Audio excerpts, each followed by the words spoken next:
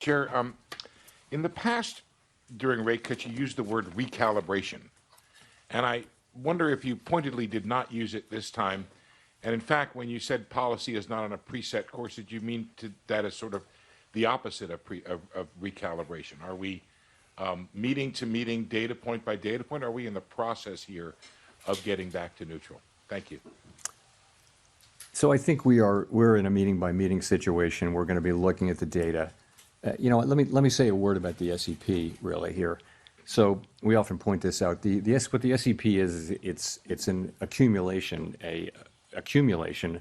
of the individual projections of 19 people, showing what they believe at a particular moment in time to be the most likely path for the economy and thus the appropriate path for monetary policy as well.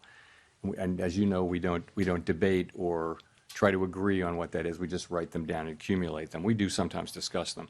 And so we always say we're not on a preset path, and we really mean that.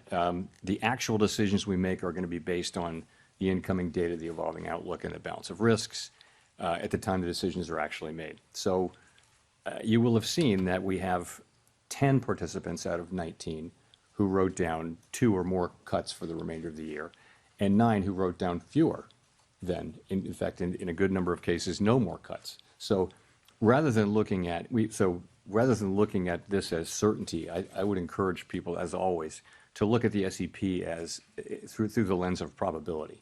And so there are different possible outcomes and likelihoods rather than this one is certain and this one isn't happening. So that's what I would say.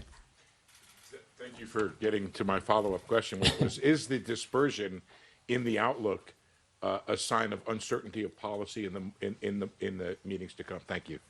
You know, it is such an unusual situation.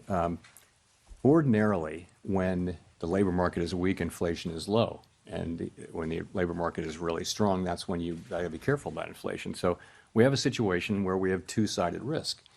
And that means there's no risk-free path.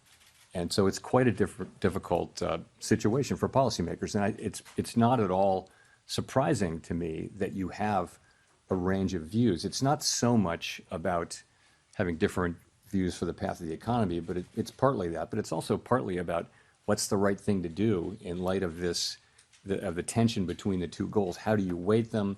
How worried are you about one versus the other? And so it's natural. I think it would actually be surprising if you didn't have a pretty wide range of views based, in this kind of highly unusual situation, and we do.